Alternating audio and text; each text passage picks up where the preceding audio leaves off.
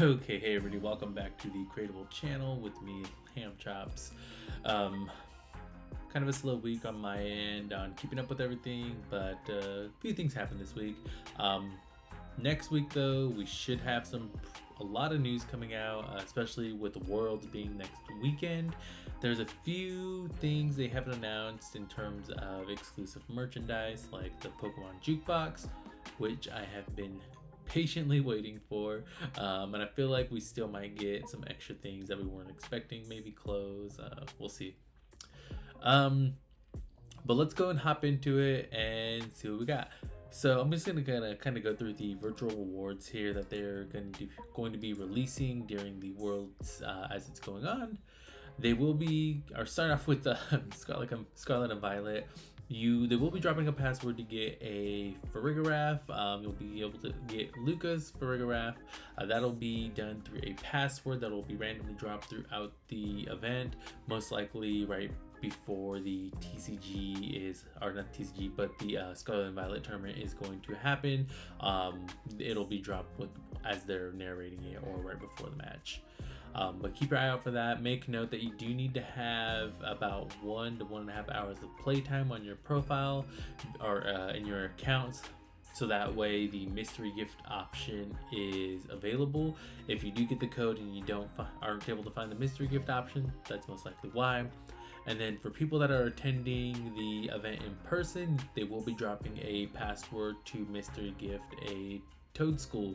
So that's pretty cool. I don't play the Scarlet and Violet, but if I do happen to get this password, I might just raffle it off here or something.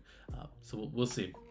And then after that, we have the Pokemon TCG Pocket is getting Twitch drops enabled.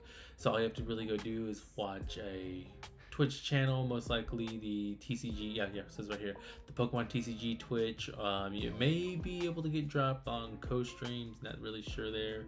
Usually they do have their stuff kind of shared with other co-streamers though. So keep your eye out for that if you play the TCG Pocket. And then we also have TCG Live getting Twitch drops too. This one is deck sleeves, deck boxes, looks like a few other things. But again, just go watch a co-stream or the main stream, and all that time should count towards your drop. Almost done. We have Pokemon Go getting Twitch drops. You can get the research for Skarmory and also some other timed research for Squirtle, Cradle It was 10 rat? Let's see. Scent rat. So yeah, if again, Pokemon Go players, keep your Twitch up somehow. Then we have the co-stream for getting this cute little Pikachu in a jacket, and also we have avatar items for the Worlds to celebrate that. Again, another exclusive for being in person is this kind of cream soda colored shirt, and then the Pikachu with just this little jacket on. So that's pretty cool. I'll definitely be getting the shirt and trying to get that Pikachu too while I'm there. And lastly, we have Pokemon Unite, which just a Twitch drop for getting some coins, a shirt, and a sticker for your player card in game. So not too much on the Pokemon Unite side of things, which is crazy to think of because I mean it's a decently popular game, especially with their prize pool. You see it go up every other tournament or so. So that's pretty wild. It's a pretty fun game if you guys haven't checked it out. But yeah, there's that. Before we move on to the other Pokemon things, let's just kind of take a peek at this right here. They did reveal the shiny Gyarados statue, which is made by Jazzwares and exclusive to the event. This is the first shiny Pokemon statue they've made, at least through Jazzwares. So that's pretty cool, kind of a big deal, especially if you collect these. I do like it. I might get it. We will see. Right now I'm trying to figure out the best way how to optimize the spending there, because there's so much merchandise that I really want to take home. Plus I'm waiting for that jukebox to still get revealed and also see the price on it. I think the jukebox could be, hopefully it's something that's pretty unique and cool to commemorate the event. And then let's go and check out something that I like doing on the Crateable website, honestly. It's looking at the value of cards. So we're looking at the Black Bolt set right now, and I just decided that because the Seismitoad kind of had a huge move last week, to go and see which other cards in the set are having any similar movement. Seismitoad is probably a unique case. One, it could be getting manipulated. Two, with that error in the art for being misconstrued for some other things, it did make the value kind of go up and make a lot of people want it. But right now we have Seismitoad at 210, and then we have the monochromatic Victorine Zekrom X in the 400s. That's kind of expected for these two cards, the monochromatic ones, because they're really hard to pull, and you know, they're kind of the big chase cards of the set, along with this other Zekrom X right above that red Victorine. So that's kind of expected. The price may go down, probably not by much, so we will see. I don't see it going down much further on Zekrom X 166 or with this Lightning Store behind him, or the Genesect either, but the Seismitoad, let's just go ahead and take a look at it. As you can see, within a month, it just took a huge climb to the top. May come back down. If it does, I think it'll probably come back down to about 150 range, maybe a little higher, but it doesn't mean that it's impossible for this card to climb back up. It could just be someone bought out a bunch of cards at once, making the demand look higher than what it is, even though it is a pretty cool card, and the artist on it is the same artist behind all of the other cards that are in the few $100s. So the Magikarp,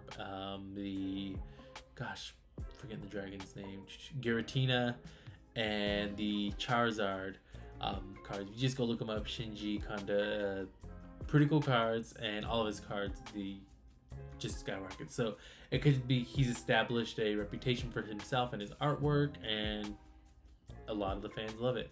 There he is, laughing at me, knowing he'll never be in my collection.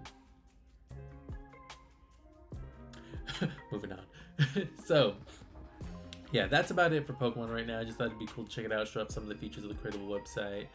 If you do plan on buying it, just go ahead and come on the Crateable website, add it to your collection. If you want to buy it, just click this TCG player button here. It will redirect you there. It does attach an affiliate link, so that'd be cool. Help us out and buy it from there. Be sure to sign in too on your profile, so that way you can keep track of that shipping and set reviews and stuff. But yeah, so then moving on to other things aside from Pokemon.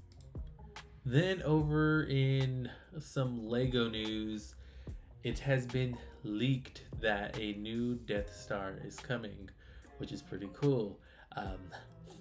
Right here, right off the back, you can see it's going to be a whopping 9,023 pieces, which is pretty huge, coming out October 1st. But yeah, 9,000 pieces is a pretty big deal, especially considering some of the other sets, or the earlier sets of the Death Star, were below 5,000, or barely scratched 4,000. As you can see here, 2005, it was 3,449. Then after that, in 2008, 3,800, 2016, right at 4,000, just above it. So it is a huge jump that we're getting from 4,000 to 9,000 pieces. Especially when you see the 2016 set, you look at it, you're like, oh yeah, like that's pretty big, that's cool. But I guess they're really giving the Death Star some more size, so that way I guess it can live up to its name a little more. Just looking at it though, you can tell there'll be a whole lot of minifigs included in this diorama set. It's cool. It's coming with the ships. It's coming with the nice little beam as per usual. No Death Star is complete without the beam. And I'm surprised we have some handrails here too, right here in the top. Didn't think we cared about safety in the Death Star, but alright, cool, we got handrails. Other than that, here's some the look at the back of the box too. It's, as you can see, like it's pretty cool. I don't know if I'll be picking this up right now just because the size of it is pretty big, not including price. But yeah, no, this is going to be a huge set. I believe the price is set at $1,000. Um, it is coming out October 1st alongside the Nintendo Game Boy Advance, or not Game Boy Advance, but just the Nintendo Game Boy set. October 1st also. That I do plan on picking up. Just showing you guys again if I haven't already. But yeah, $60. It's pretty cool. They had made the interchangeable screens too to make it look like it's playing a different game. So yeah, that's pretty cool. So hey, October 1st comes, you can't afford or fit the Death Star in your collection, then you settle for the $60 Game Boy.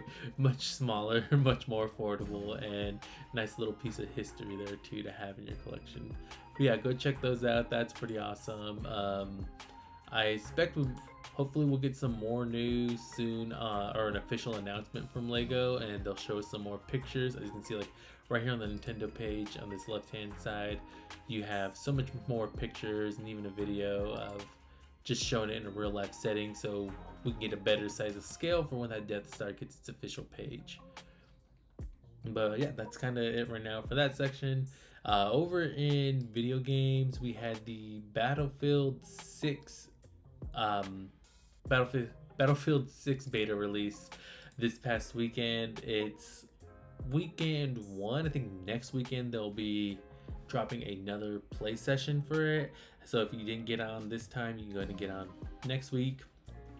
And personally, I enjoyed it. It's a lot better than 2042. I'm more of a Battlefield person than a Call of Duty person, and then I'm more of a Halo person above all than those two games. But no, Battlefield 6 was pretty fun. It's a huge improvement from 2042. They brought back a lot of the destruction, which makes Battlefield Battlefield.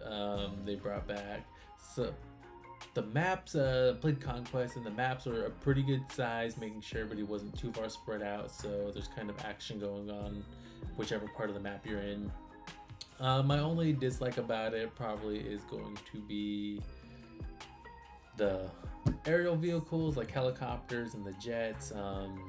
As soon as you get into them, you go down. And if you don't go down, well then, you kind of crash yourself. The physics, or not the physics, but the control on one of it was like the Apache, it felt a little too controlled in this sense. I don't have as much freedom to kind of whip it around as much as I would like in like Battlefield 4 for the other helicopters.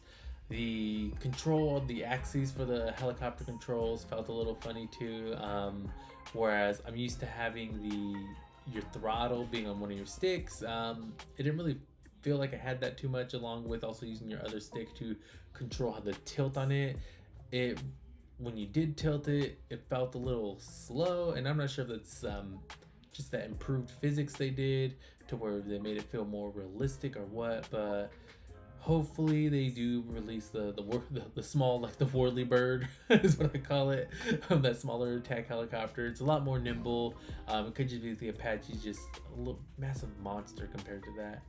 Same thing for the jets. The maneuverability felt a little sluggish, but not complaining. Like I said, biggest complaint with all of them is really just that as soon as I got up in the air, I came back down from just getting locked on instantly, which is good for the other team, bad for my team and me.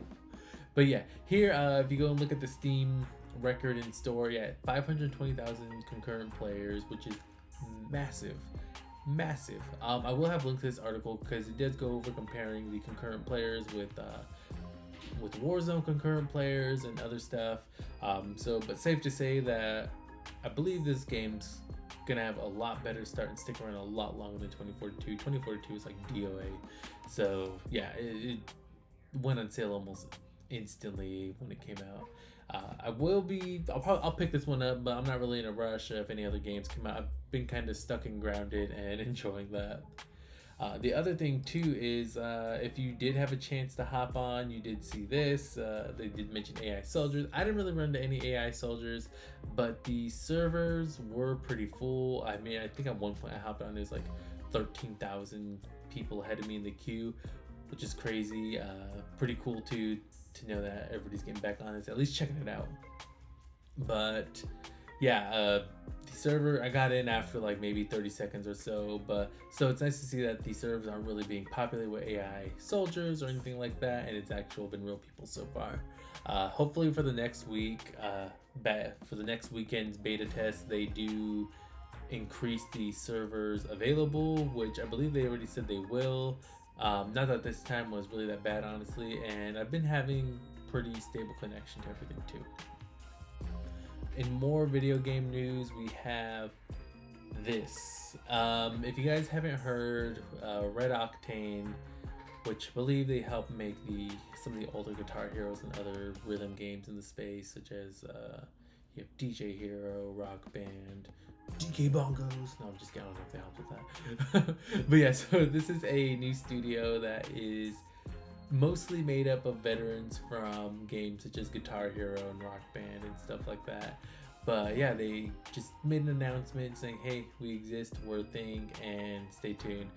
So it's gonna be pretty cool seeing more things coming from them. They, right here on their bio or their just about the company, they saying that they're gonna be making both hardware and software or video games. So that's gonna be really cool as soon as we get an announcement for either one of those. It's been a long time though, with Fortnite creating their version of Guitar Hero essentially and Rock Band. The rhythm games has made a comeback. I think Fortnite awoken something up to show that there was still interest in those games. So that's pretty cool that we can be seeing some more things. I do see how they got burnt out in the beginning, like about, what's that, like 2012, gosh, I don't remember what year it came out. Either way, yeah, because they'll release them back to back to back and kind of fatigued everybody, especially in there's only so much you can add to like a Guitar Hero game or a Rock Band game, except aside from new songs.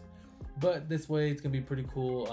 Like I said, hopefully we see some really cool things innovation-wise in the hardware of the games, and just get a nice, interesting game that's not within the Fortnite ecosystem. Though the Fortnite version does have a lot of songs, and it's pretty cool that, you know, it is free. So yeah, well, yeah, talk to you guys next week. Have a good one.